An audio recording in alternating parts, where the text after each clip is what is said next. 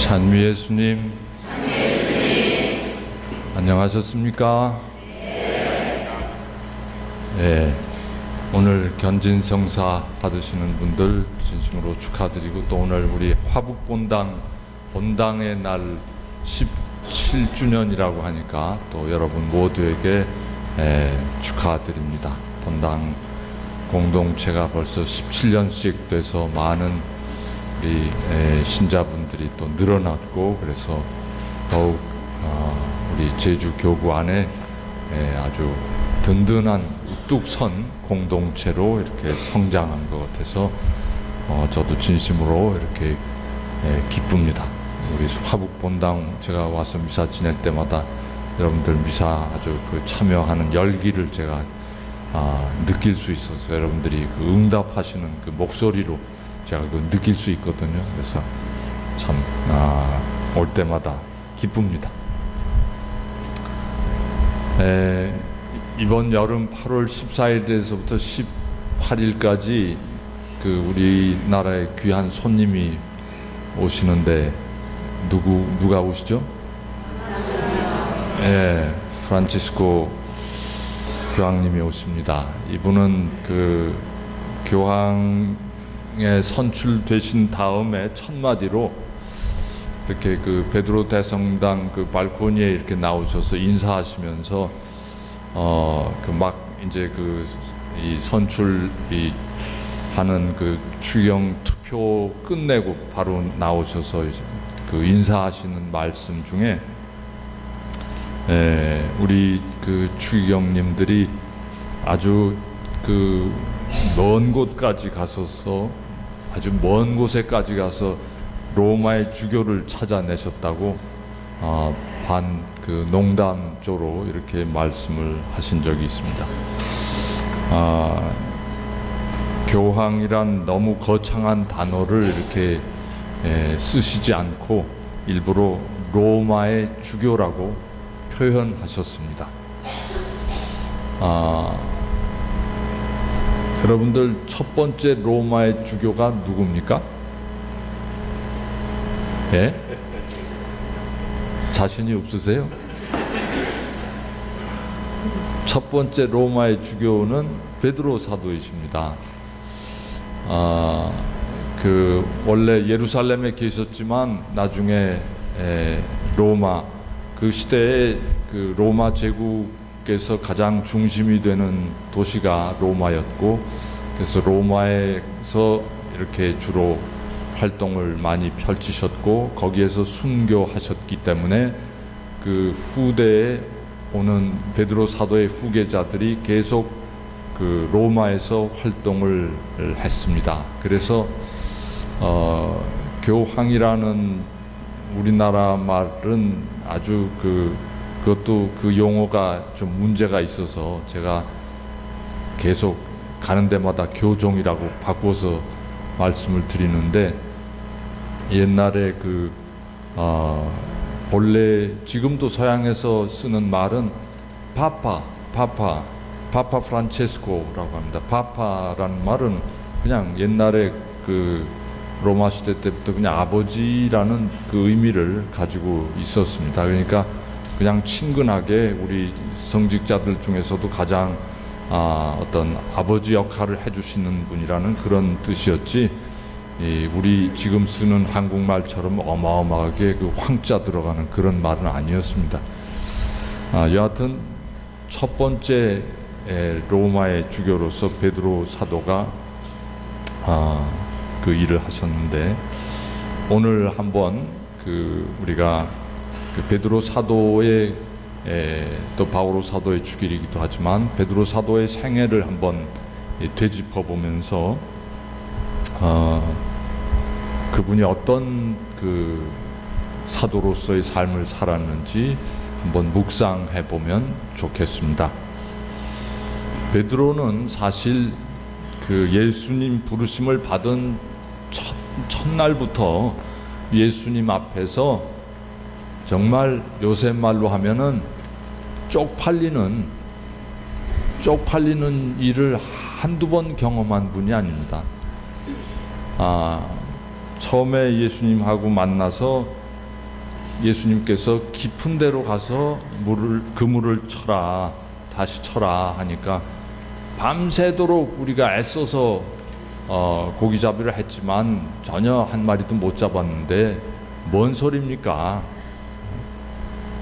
그렇게 그 반 불평 반 빈정 되는 그런 답변을 했다가 예수님 말씀대로 다시 나가서 깊은 데로 가서 그물을 쳤더니 그물을 끌어올릴 수가 없을 만큼 많은 물고기가 잡혔습니다.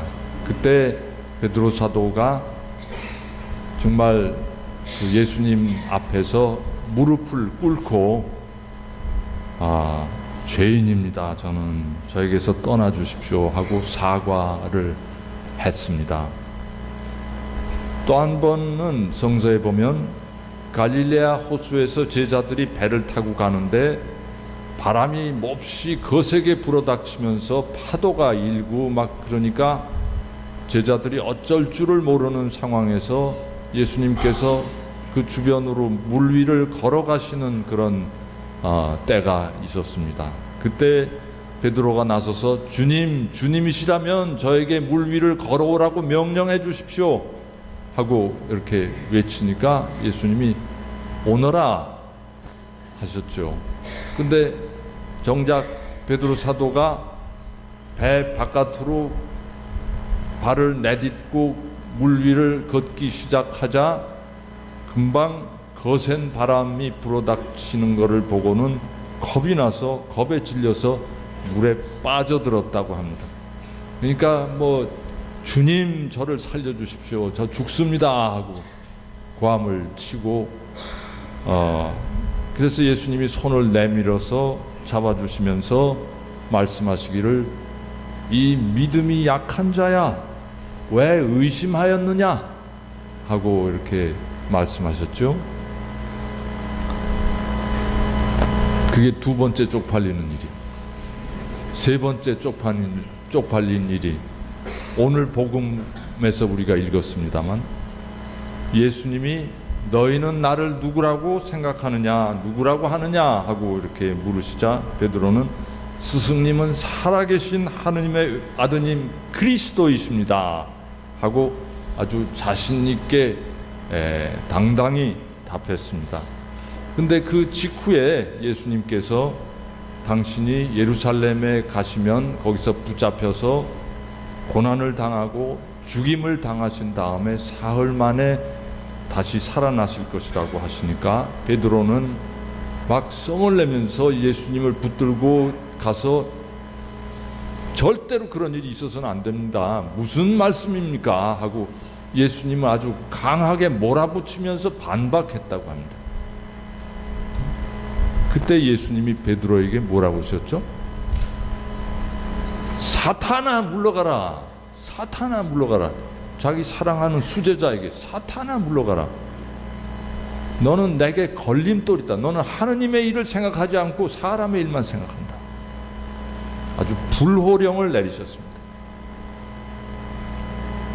그리고 또 최후의 만찬이 시작되었을 때 시작하기 전에 예수님께서 12 사도들의 발을 하나하나 씻어 주셨죠. 그때 그 예수님이 막 종처럼 허리를 굽혀 가지고 자기들 발을 씻어 주시는 모습을 보면서 베드로는 제 발은 안 됩니다. 스승님이 어떻게 제 발을 씻으십니까? 하고 극구 사양을 했죠. 그러니까 예수님이 내가 네 발을 씻지 않으면 지금 네 발을 씻지 않으면 너는 나와 무관한 사람이 된다. 내가 왜 일을 하는지 네가 못 알아듣는 모양인데 너와 나 사이가 그렇다면 너는 나하고 상관없는 사람이 된다. 베드로 사도가 그 말씀을 듣고 그러면 제 발만이 아니라 제 온 몸을 씻어 주십시오 하니까 예수님이 오버하지 말아라. 발만 씻으면 된다.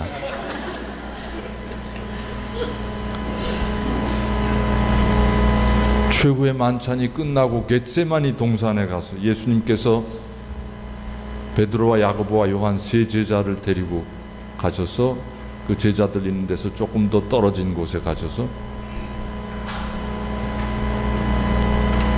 기도하시려고 가셨죠. 그때 제자들에게 내 마음이 너무 괴로워 죽을 지경이다. 너희는 여기에 남아서 나와 함께 깨어 있어라. 깨어 있어라 하고 당부하셨습니다. 그리고 예수님께서 조금 떨어진 곳에 가셔서 근심과 번민에 휩싸여서 땅에 엎어져 피땀을 흘리며 기도하셨다고 복음에 나와 있습니다. 근데 좀 기도하시다가 예수님께서 돌아와 보시니까 그들은 자고 있었습니다. 그래서 예수님께서 베드로에게 말씀하셨죠. 이렇게 너희는 나와 함께 한 시간도 깨어 있을 수 없단 말이냐? 예수님께서 3번 가셔서 그렇게 기도하셨는데 3번 다 베드로는 잠에 빠져들었습니다. 그리고 그 최후 만찬 석상에서 예수님께서 베드로에게 내가 가는 곳에 네가 지금은 따라올 수 없다 하시니까 베드로는 주님 어찌하여 지금은 주님을 따라갈 수 없습니까? 주님을 위해서라면 저는 목숨이라도 내놓겠습니다 하고 장담을 했습니다. 그때 예수님께서 말씀하시기를 나를 위해서 목숨을 내놓겠단 말이냐? 내가 진실로 진실로 너희에게 말한다. 닭이 울기 전에 너는 3번이나 나를 모른다고 할 것이다. 과연 몇 시간 후에 예수님이 체포되셨고 베드로는 대제관 저택 정원 바깥쪽에 서 있다가 대제관의 하인들이 베드로를 보고 당신도 저 사람 제자가 아니요? 하고 물으니까 난 모른다고 3번씩이나 딱 잡아떼었습니다. 그때 3번 딱 잡아떼고서 닭이 우니까 그때서 예수님 해주셨던 말씀이 생각나서 밖에 나가서 슬피 울었다고 합니다. 베드로는 예수님 제자가 된 다음에 자신의 이런 그 모자람과 부족함과 그 과오 때문에 끊임없이 그야말로 쪽팔리는 경험을 했습니다. 근데 이런 부족하고 이런 덤벙대고 이렇게 잘난 척 했다가 뒷걸음치고 비겁하고 이런 아주 형편없는 모습을 송두리째 보여준 그런 베드로를 예수님께서 모르셨겠습니까? 잘 아시면서도 예수님은 그를 사도로 부르시고 또 다른 사도들의 맏형 역할까지 맡기셨습니다. 그리고 오늘 복음에서 우리가 들었듯이 내가 이 반석 위에 이 바위덩어리 위에 내 교회를 세울 터인즉 저승의 세력도 이것을 이기지 못할 것이다. 베드로가 초대교회의 수장으로 다른 모든 예수님 제자들의 맏형 역할을 할 수 있었던 것은 베드로 자신이 뭐가 그 능력이 뛰어나고 의지력이 강하고 뭐 어떤 그 지도력이 뛰어나서 자격이 있어서 능력이 있어서가 아니었습니다. 아까 여러 번 말씀드렸듯이 베드로 사도의 그 예수님과 함께 보낸 그 3년 세월 동안 정말 예수님 앞에 얼굴을 들고 다닐 수 없을 만큼 쪽팔리는 경험을 많이 한 사람입니다. 오직 주님께서 그와 함께 동반하시면서 그에게 힘을 주시고 지혜를 주시고 용기를 주셨기 때문에